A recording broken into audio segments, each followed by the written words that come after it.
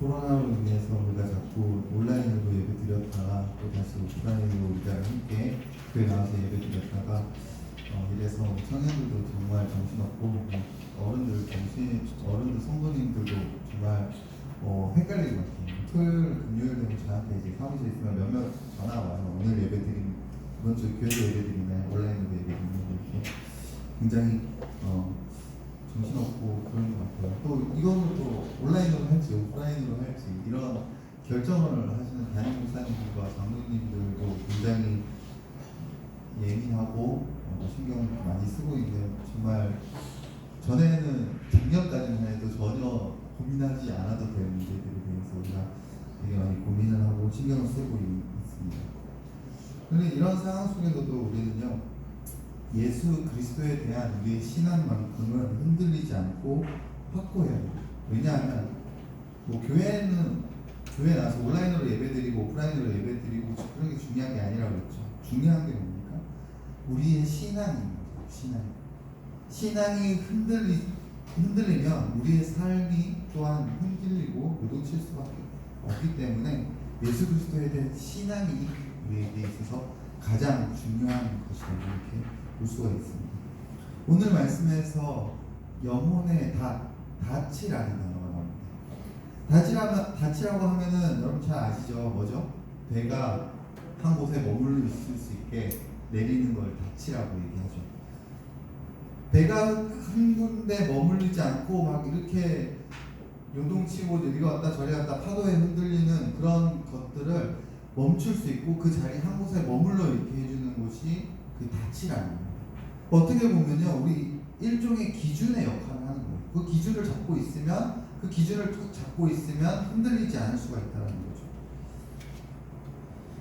우리 인생도 마찬가지 아니겠어요? 우리 또 흔들림 없는 어떤 안전한, 그리고 흔들리지 않고 요동하지 않는 그런 우리의 삶을 우리도 요구할 텐데, 우리가 갖고 싶어 할 텐데, 그것은 우리가 어디에 기준을 두고 있느냐, 무엇에 기준을 두고 있느냐, 우리가 무엇을 잡고 있느냐, 무엇을 우리가 우리가 잡고 있느냐, 거기에서 있다는 거죠. 그럼 우리는 우리 인생을 기준을 무엇으로 삼아야 되겠습니까? 내가 흔들리지 않게 하기 위해서 내 인생의 닻을 무엇으로 잡아야 하느냐는 거죠. 그 질문은 모든 사람들이 고민을 해야 될 질문입니다. 그런데 요즘에는 굉장히 이런 중요한 질문, 내 영혼의 닻이 어디 있는가, 내 영혼의 기준이 어디 있는가, 이런 우리 삶의 기준이 무엇인가에 대한 그런 고민보다는요, 조금 더 내 배를 좀 화려하게 만들고 싶고, 내 배를 좀 키우고, 내 배를 한 10명 타는 것이 아니라 수만 명이 탈 수 있는 배로 키우는 그런 데만 열중하고 있지 않느냐는 거죠. 인생의 우리의 기준이 내 배를 얼마나 화려하게 꾸미고 부유하게 꾸미고 스마트한 장비들을 많이 갖다 놔가지고 편리하게 꾸미는데 우리의 기준이 있다면요, 우리는 언젠가는 파도 칠 때 흔들리고 넘어지고 부서지고 그럴 수밖에 없는 배를 만드는 것이라는 거죠. 사실 우리나라 교육 시스템도 그래왔고요. 또 우리나라의 이 가치관들, 어른들이 말하는 것도 많이 좀 그래왔어요. 그죠? 너 배를 많이 키워야지. 이런 데만 열중하고 좋은 대학 가고 좋은 스펙 쌓는 그런 데만 관심을 가지고 있었다. 그런데 우리는 교회는 오늘날 그런 사회에 우리가 교회가 중요한 거거든요. 그렇게 말하는 세상 가운데 우리는 그런 게 중요한 게 아니라 기준을 세우는 게 중요하다고 말하고 있는 곳이기 때문에 그렇습니다. 가치관을 세우는 곳이라는 거예요. 교회는 가치관을 세우는 곳이고, 교회는 인생에 흔들리지 않는 닻을 내리라고 말하는 장소라는 거죠. 세상이 볼 때는요, 교회 다니는 성도들이 다 그런 건 아니지만 또 교회가 정말 다 쓰러져 갈 것 같고요. 어떻게 보면 또 참 화려하지 않아 보일 수도 있어요. 또 몇몇 교회는 화려해 보이는 그런 교회 말고 진짜 기독교 가치관, 그 복음은 화려하지 보이지 않는다는 거예요. 그런 것처럼 보이지만 사도 바울도 그러잖아요. 헬라인은 지혜를 구하고 유대인은 기적을 구하지만 복음은 그런 게 아니다라고. 거예요. 복음은 화려한 것도 아니고 크고 뭔가 이렇게 내세울 만한 것도 아니에요. 그렇지만 그럼에도 복음, 하나님의 말씀, 교회는 성경 말씀을 통해서 우리의 기준을 삼는데 정말 도움이 되는 책이라는 거죠. 여러분, 다른 책으로도요 진리를 알 수 있을까요? 뭐 불교 가면 진리를 알 수 있습니까? 저는 불교가 깨달은 진리를요 인간의 최고로 깨달을 수 있는 진리라고 생각을 하거든요. 어떤 진리? 불교에서 말하는 진리가 뭐죠? 네? 비유기. 공, 기우, 공 맞습니다. 불교에서는요 공이 진리다. 허무함. 그래서 불교에서는 모든 것을 비우면요 고통에서 벗어날 수 있다, 해탈할 수 있다 이렇게 얘기해요. 그러니까 물질에 대한 어떤 욕심에서 벗어나면은 해탈할 수 있는 거고, 어떤 우리의 어떤 욕망에 대한 그것에서 벗어나면 해탈할 수 있기 때문에 있다라고 해요. 그래서 비움을 강조하죠. 느림의 미학. 석가모니가 엄청나게 수련을 통해서 깨달은 것이 이것인데, 인간의 가장 진리에 근접한 깨달음이라고, 인간이 알 수 있는 진리에 가장 근접한 깨달음이라고 할 수 있어요. 여러분, 반야신경 한번 읽어보셨어요? 안 읽어보셨죠? 저는 읽어봤어요. 요즘에는 인터넷 좋아서 제가 책을 사서 읽는 거 아니고, 반야신경 이제 그러니까 위키백과인가 뭐 나무 위키인가 뭐 하여튼 그 있잖아요. 아시죠 뭔지? 거기에 보면은 반야신경 그 이제 축소본이 있어요. 한번 쭉 읽어보세요. 그게 말하는 게 뭔지. 그리고 그것만 읽지 말고 전도서도 한번 읽어보세요. 진짜 비슷해요. 진짜 비슷해요. 성경이 말하는 게 뭡니까? 상실한 인간에 대해서만 말하는 게 아니에요. 상실한 인간, 허무한 세상에서 끝나는 것이 아니라 그것을 하나님의 희생으로 채우시는 그런 놀라우신 하나님의 역사에까지 이르게 도달한다는 거죠.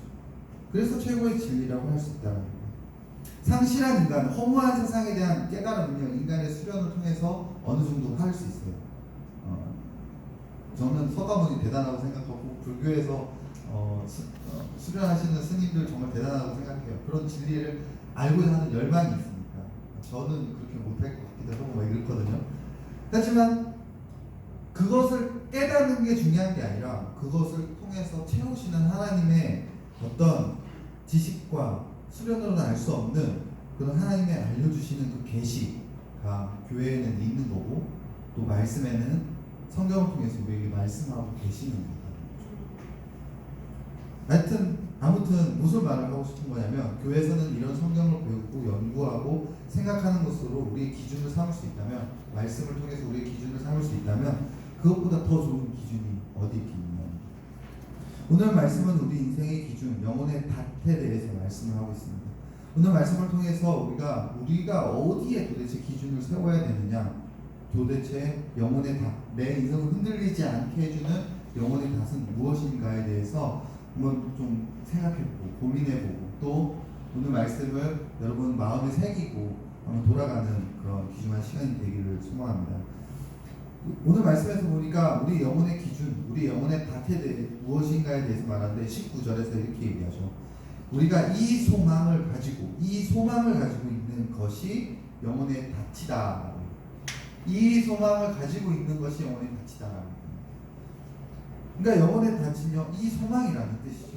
이 소망으로 인해서 우리가 튼튼하고 견고할 수 있다라고 19절에서 계속 말씀합니다.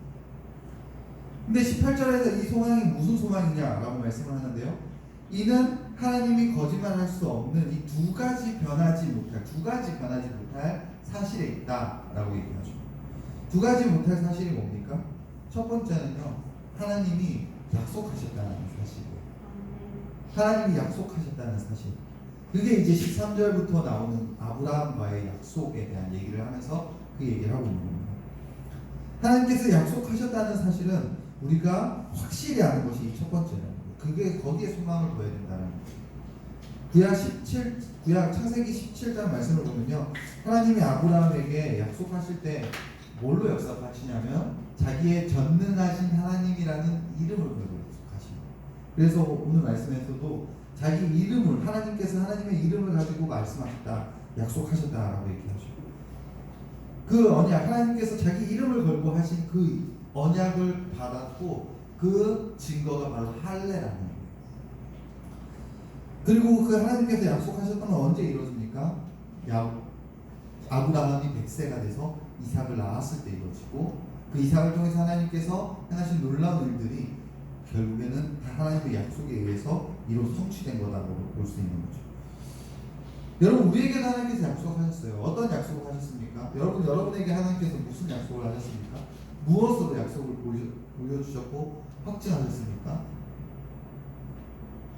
십자가, 예수님의 보혈의 피, 자기 아들의 피, 그 보혈의 피를 걸고 하나님께서는 우리에게 약속하셨다는 사실. 그리고 그 부활로 인해서 하나님의 능력을 보여주시고 그 부활로 인해서 우리가 소망을 삼을 수 있는 거예요. 예수님의 그 피를 걸고 최후 확정을 하셨고 하나님의 능력으로 부활을 보여주신 그 부활로 우리가 소망을 삼는 거예요. 우리는 아브라함처럼 그 증거의 약속이 있는 걸 확신이 믿어야 된다는 거예요. 두 번째 사실은 뭡니까? 하나님께서 변함없으신 분이시라는 사실이에요. 더 말할 필요가 뭐가 있겠어요? 하나님은 회전하는 그림자도 없으시다고 말씀하시죠. 오늘 말씀처럼 거짓말 하실 수 없는 분이라고 말합니다. 그렇기 때문에 우리는 하나님을 가장 믿음직한 분이라고 성경으로 말하면요, 믿으신 분이다라고 이렇게 말할 수가 있어요.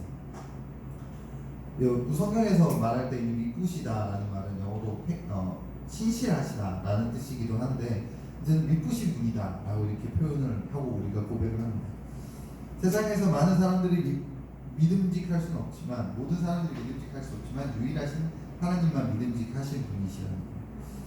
여러분, 만약 하나님께서 변덕이 심하시면 우리 인생을 하나님께 맡겨드릴 수 있겠습니까? 여러분, 직장에서 또 뭐 학교에서 선배들이 뭐 프로젝트를 시켜요. 그리고 막 와가지고 전에는 이렇게 해서 해놨더니 뭐라 그러고 또 그래서 이렇게 하라고 가르쳐줬더니 그 다음에는 그 가르쳐준 그대로 했더니 어떻게 하니까 또 뭐라 그러죠. 변덕이 심하면 그럴 수가 있어요. 그러면은 프로젝트를 맡고 그 확인을 하러 갈 때 두렵습니까? 안 두렵습니까? 두렵죠. 이번에 또 뭘로 갈구려고 하나, 그런 생각이 들면 나는 잘해고 가르쳐준 대로 해놨는데 또 뭘로 갈구려고 할까, 이런 생각이 있으면 변덕이 심하면 두려울 수밖에 없어요. 여러분, 우리 인생에 영혼에 닻을 내렸고 두려움이 없다라는 게, 닻을 내렸다는 건요, 두려움이 없다라는 얘기예요. 두렵지 않다는 얘기죠. 어떤 일이 있어도 두렵지 않다는 거예요. 변덕이 심한 하나님이시라면 우리는 거기에 내릴 수 없는 거죠. 같이. 하나님은 변하지 않으시는 분이죠. 우리 인생을 맡겨도 될 만큼 하나님은 확실하시다는 거죠. 18절 말씀에서 그 변하지 못할 두 가지 사실에 대해서 우리가 삼아야 된다. 우리가 그것을 소망으로 삼아야 된다라고 말씀하고, 그 소망이 바로 인생의 닻이다라고, 영혼의 닻이다라고 말씀하고 있습니다. 우리 인생의 튼튼하고 견고한 그 닻을 예수님의 피를 걸고 우리에게 보여주신 확실한 그 약속과 또 하나님의 변하지 않으시다는 그 믿음으로 우리의 소망을 삼아서 삼는 우리 인생이 흔들리지 않는 그런 우리 인생을 살아가는 청년들 되시기를 소망합니다.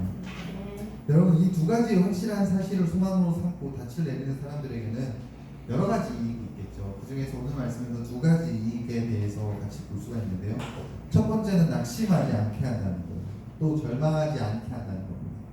한마디로 말하면요, 인내하고 오래 참는 힘을 갖게 한다는 거예요. 15절 말씀해 보니까 아브라함이 오래 참아서 약속을 받았다라고 우리에게 말씀해 줍니다. 오래 참아서 약속을 받았어요. 이삭을 받는 게 오래 참은 뒤에 일어난 일이라는 거죠. 요셉을 기억하지 않습니까? 여러분, 요셉은 어렸을 때 한 꿈을 꾸게 되죠.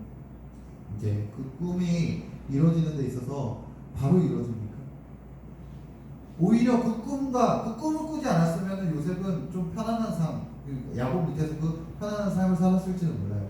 그 꿈을 꾼 뒤로 오히려 더 안 좋은 삶, 힘든 삶을 살아갑니다. 성경 신학자들은 한 13년 정도 그 꿈과 전혀 다른 그런 삶을 살아갔다라고 그렇게 말씀을 합니다. 짧지 않은 시간이죠. 13년이면. 그 기간 동안 요셉은 수많은 낙심할 수 있는 사건들도 있고 절망하는 사건들도 있었어요. 그런데 중요한 건 뭡니까? 요셉은 그 절망적인 상황 속에서도 오래 참을 수 있었다는 거죠. 낙심스러운 상황 속에서도 낙심하지 않고 오래 참고 인내할 수 있었다는 거죠. 그 힘이 어디서 나왔겠습니까? 그 소망, 하나님께서 나에게 이렇게 꿈꾸게 하셨고 그 꿈을 이루어줄 거라는 그 소망이 있었다는 거죠. 다윗도 마찬가지 아니겠어요? 다윗이요, 어려서 양을 치고 다윗 양을 치고 있는 다윗에게 사무엘이 와가지고 기름을 부어. 기름 부어. 이제 기름 부었다라는 뜻은요, 왕으로 세우겠다는 뜻이죠. 하나님께서 택하셨고 왕으로 세우겠다는 하나님의 분명한 약속입니다. 그러니까 기름 부음을 받았다라는 것은 하나님의 약속이에요. 하나님의 약속을 받은 다윗은요, 오히려 그 반대의 삶을 살아갑니다. 도망 다녀야 되고요, 그 죽음이라는 위기 앞에서 불 속에서 살아야 되고, 또 그 원수의 나라, 자기가 골리앗을 죽였던 그 나라에 가가지고 그 침을 흘려가면서 문지방을 긁으면서 미친 척하면서 살아가야 됐어요. 그리고 하여튼 치글락의 이야기도 우리 같이 전에 예전에 나눴던 기억이 날지 모르겠는데 그런 일들도 있었고, 참 다사다난한 삶을 살았던 그 다윗도요, 하나님의 약속이 있었던 사람이에요. 먼저 하나님의 약속이 있었는데 그 약속과 전혀 다른 삶을 살았다는 거예요.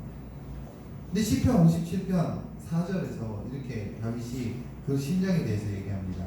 4절에서 내 영혼이 사자들 가운데 살며 내가 불사르는 사자들 중에 누웠으니 곧 사람의 아들들 중에라. 그들의 이는 창과 화살이요 그들의 혀는 날카로운 칼 같도다. 자신의 그 엄청난 괴로운 현실에 대해서 낙심할 만한 말들을 고백하고 있어요. 57편은 우리가 전에 나눴던 말씀인데 기억이 나는지 잘 모르겠어요. 근데 5절에서는 이렇게 얘기합니다. 하나님이여 주는 하늘 위에 높이 들리시며 주는 하늘 위에 높이 들리시고 주의 영광이 온 세계 위에 높아지기를 원하나이다. 4절과 5절이요, 전혀 다른 낙심적인 상황 속에서도 하나님을 높이고 하나님을 경외하고 하나님의 영광을 찬양하는 그런 삶이 다윗이 살았다는 거죠. 이게 언제 일어났던 일인지 아십니까? 사울을 57편 우리 같이 나눴던 말씀이었는데, 다윗이 사울의 위협을 피해서 불에 숨어 있었을 때 지은 시라는 거예요. 다윗은 하나님의 기름 부으심을 받았습니다. 하나님의 약속을 받은 거예요. 그런데 다른 현실 속에서도 낙심하지 않고 인내하고 오래 참음으로 하나님의 약속을 이루었다는 것을 우리가 어떻게 볼 수 있겠습니까? 다윗에게는 소망이 있었다는 거죠. 두 가지 소망. 하나님은 약속하시는, 확실한 약속을 하시는 분이고 변하지 않으시다는 그 소망이 있었기 때문에 인내하고 오래 참음으로 승리할 수 있었다는 거예요.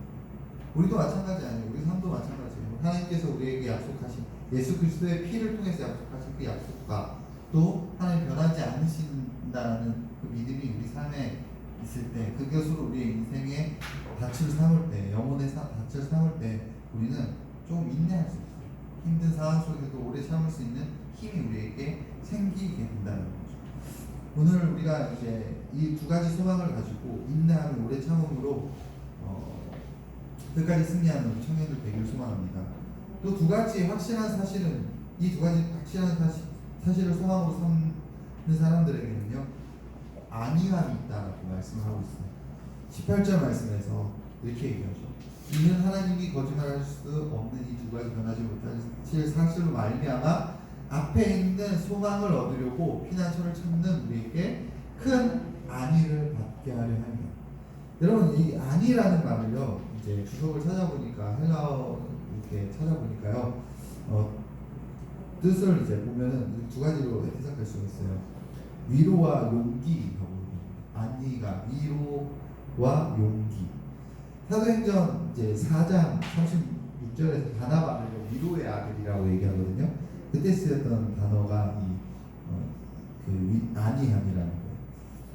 하나님의 약속을 믿는 사람과 하나님은 변함이 없다는 이 믿음의 소망을 두고 있는 사람은 받고 용기를 얻는다라는 말씀이 바로 안위를 받는다라고 말씀하시는 말씀입니다. 하나님께서 애굽 땅에서 고난을 당하고 이스라엘 백성에게 젖과 꿀이 흐르는 그 가나안 땅에 대한 약속을 하셨지 않습니까? 하나님께서 먼저 약속을 하셨어요. 그리고 여호수아와 갈렙은 그 변함없는 하나님의 약속을 믿었습니다. 어떻게 믿었습니까? 홍해를 가르시는 하나님의 역사를 보고 믿었고, 광야 가운데로 인도하시는 하나님의 역사를 보고 믿었고, 그 다음에 그 마라의 그 쓴물을 강물로 바꾸어 마시게 하는 하나님을 보면서 하나님께서 우리와 함께 계시구나, 하나님께서 우리를 가나안 땅으로 끝까지 인도하셨구나, 하나님의 약속은 변함이 없구나라고 여호수아와 갈렙은 믿었다는 거예요. 하여튼 그 두 가지 소망을 가지고 있던 여호수아와 갈렙이요 12명에게 포함됐어요. 가나안 땅을 40일 동안 정탐하는 12명에게 포함됐습니다.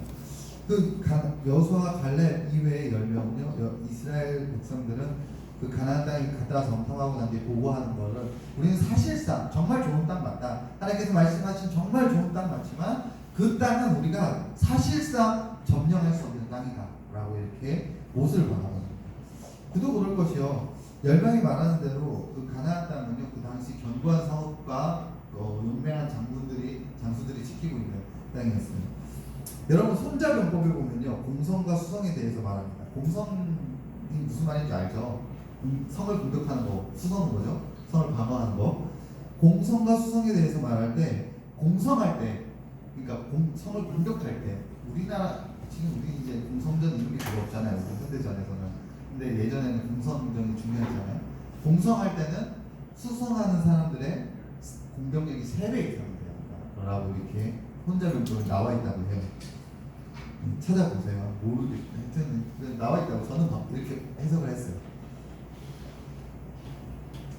수비하는 병력의 3배는 많아야 된다는 거죠. 근데 가나안 땅에 있는 성들은 견고한 성이고 3배가 아니라 이스라엘 백성들은 또 전투력도 약하잖아요. 이제 40년 뒤에 정탐꾼이 간 게 아니거든요. 한 출애굽하고 난 뒤에 한 3년 내에 정탐꾼들이 그 정탐하고 돌아온 거예요. 그 뒤에 이제 40년 방향 생활을 한 거고. 그러니까 각 애굽에서 종살이 하던 사람들이 나오고 난 뒤에 자기 병력이 얼마나 안 됐겠어요. 그 정탐하니까 당연히 견적이 안 나오죠. 정말 힘들다라고 생각을 했어요. 현실적으로 가나안 땅으로 들어가는 것은 불가능하다는 거죠.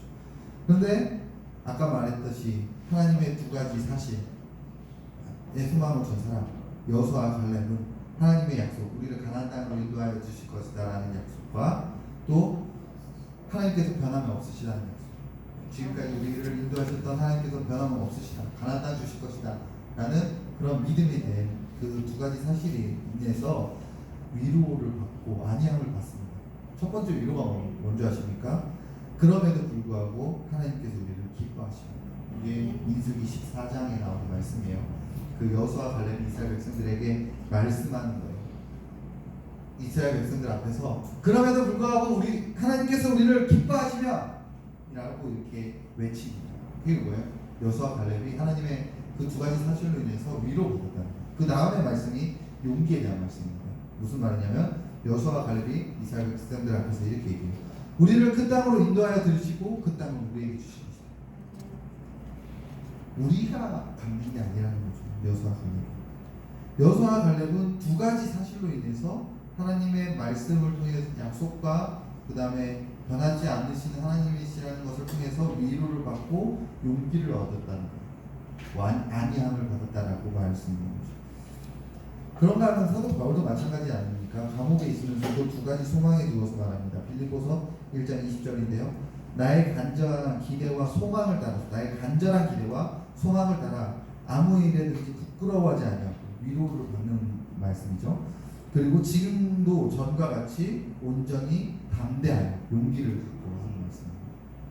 살든지 죽든지 내 몸에서 그리스도가 존귀하게 하려 하나니 라고 고백을 합니다. 감옥 속에서 빌립보서에 편지를 쓰면서 한 말이에요. 하나님께서 우리에게 약속하신 것과 또 변함없으신 하나님의 그 약속에 대한 변함없으신 하나님에 대한 믿음이 우리를 소망으로 두고 기준으로 삼는다면 우리 인생에 있어서 주시는 하나님께서 놀라운 위로와 용기를 얻을 수 있고, 우리는 어려운 세상 속에서도, 힘들고 어려운 세상 속에서도 기뻐하면서 승리하는 삶을 살 줄 믿는 저와 청년들 되기를 소망합니다. 이전에 이스라엘 백성들에게 하나님께서 약속을 주셨어요. 율법을 통해서 율법을 지키는 자는 하나님께서 형통함을 주겠다라고 약속을 하셨습니다. 너희가 율법 안에 거해라, 내 뜻 안에, 하나님의 뜻 안에 거해라라고 약속을 하셨어요. 이스라엘 백성들은 그 약속을 믿고 따름으로 인해서 형통할 수 있었습니다. 순종을 통해서. 그것이 우리가 구약이라고 부르는 옛 약속입니다. 그런데 이제는 구약 약속을 새롭게 하시고 신약이라고 부르시는 새로운 약속을 우리에게 주셨습니다. 바로 예수 그리스도를 통한 믿음으로 형통함을 주겠다라는 약속이에요. 그리고 그 예수님을 이 땅에 보내시고 십자가에서 속죄의 죽음을 맞게 하심으로 인해서 우리에게 그 약속을 확증하셨습니다. 그리고 오늘 말씀을 통해서 우리에게 증거해 주고 있습니다. 이제 우리가 이 두 가지 사실에 다스로 소망을 삼았으면 좋겠어요. 예수 그리스도를 통한 하나님의 약속과 또 변함없으신 하나님의 믿음, 하나님이라는 그 믿음의 소망을 두고 우리가 믿는다면 우리는 현재 상황 속에서도 예수 그리스도의 믿음으로 오래 참을 수 있습니다. 또한 하나님께서 요셉을 세우시고 다윗을 세우셨던 것처럼 그 약속과 전혀 달라 보이는 상황 속에서도 우리는 믿고 기다릴 수가 있는 힘이 생긴 거예요. 그리고 두 번째로 이 소망으로 우리 같이 산다면 우리는 안위함을 얻을 수 있습니다. 하늘의 소망을 두고 현재 어려운 상황 속에서도 하나님의 위로를 받고 또 기뻐하면서 용기를 가질 수 있습니다. 그리고 약속하신 그 가나안 땅을 향해서 믿음으로 용기를 가지고 나아가는 청년들 되기를 소망합니다. 찬양을 할 건데요. 내 영혼은 안전합니다. 이 가사를 한번 보시면 내 아버지 그 품 안에서 내 영혼은 안전하다라고 고백합니다. 그리고 주님께로 내 삶을 나누시니 그 평강이 나를 줬습니다. 그 다음 가사가 나 비록 넘어지며 흔들리지만 나 비록 다 넘는 배처럼 흔들리고 요동치고 넘어지지만 주 내 안에 거하시며 나를 붙드시니 내 영혼은 안전합니다. 우리가 이 두 가지 소망, 하나님께서 우리에게 예수 그리스도를 통해서 확실한 증거로 보여주셨다는 것에 소망을 두고, 또한 하나님은 변하지 않으시는 분이시라는 그 사실에 소망을 주면서 우리 찬양 내 영혼은 안전합니다. 같이 함께 마음으로 고백하면서 불러드리도록 하겠습니다.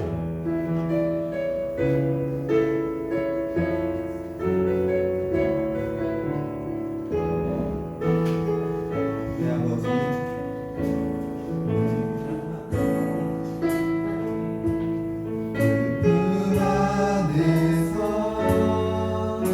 내 영혼은 안전합니다.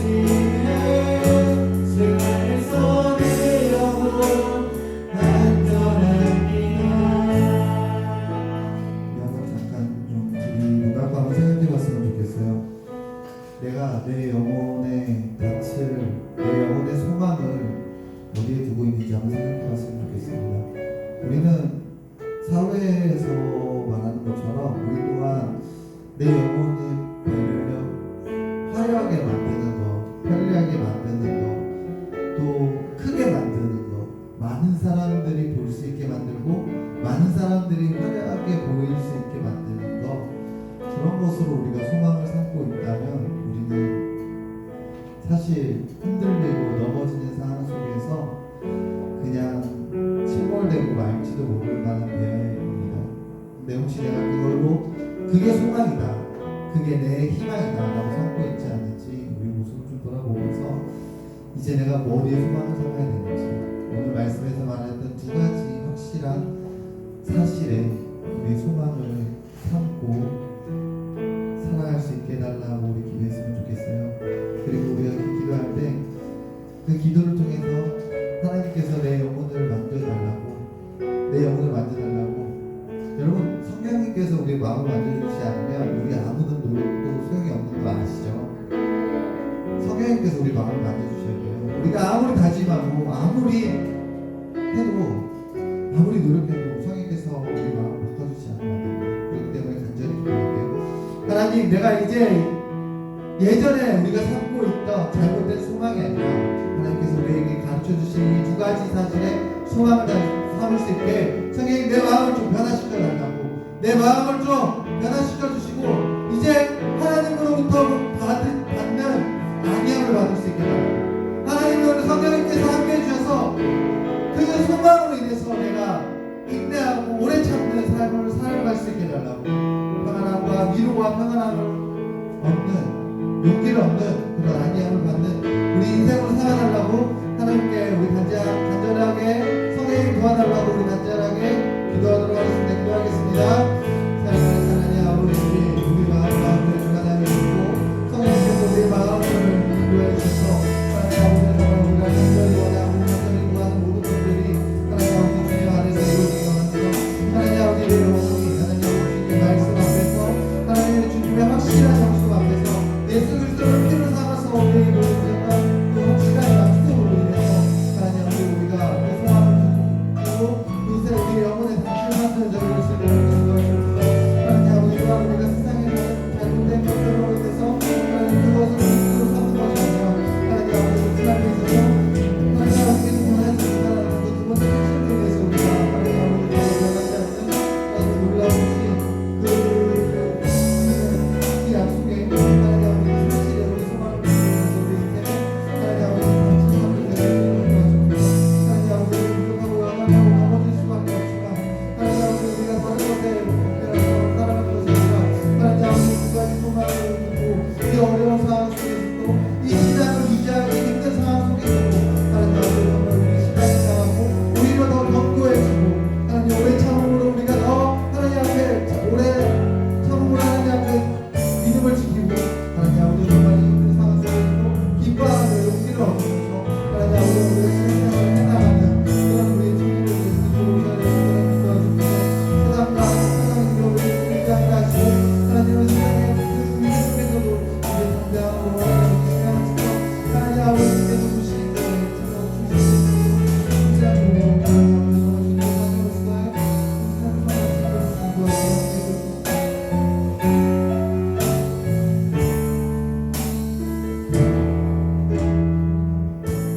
네, 감사합니다. 하나님 아버지, 오늘 저희들을 불러주시고 예배드리게 하시는 것도 감사합니다. 하나님 아버지, 우리가 이렇게 오프라인으로 또 예배드리고 또 온라인으로 예배드리고 언제나 주님 앞에 예배드릴 수 있는 자로 예배자로 설 수 있게 하신 너에도 감사합니다. 하나님, 우리가 이 어려운 상황 속에서도 우리 신앙을 잃지 않고 오히려 더 신앙이 견고해지고 또 오래 참음으로 신앙이 자라고 또 하나님께서 주시는 안위함으로 우리 신앙이 더 견고해지는 놀라운 일들이 일어날 수 있도록 도와주옵소서. 그러기 위해서 하나님 아버지, 우리 마음과 성령께서 두 가지 사실, 하나님께서 우리를 향한 하나님의 확실하신 약속에 대한 신뢰와 또한 하나님 아버지 변하지 않으시는 하나님이시라는 그 사실이 우리 가운데 깊게 믿어질 수 있도록 성령님 우리 마음을 주관하여 주시고 인도하여 주시옵소서. 우리 간절히 하나님께 기도합니다. 하나님께서 우리 신앙을, 우리의 믿음을 주관하여 주시옵소서. 감사드리고 예수님 이름으로 기도드립니다.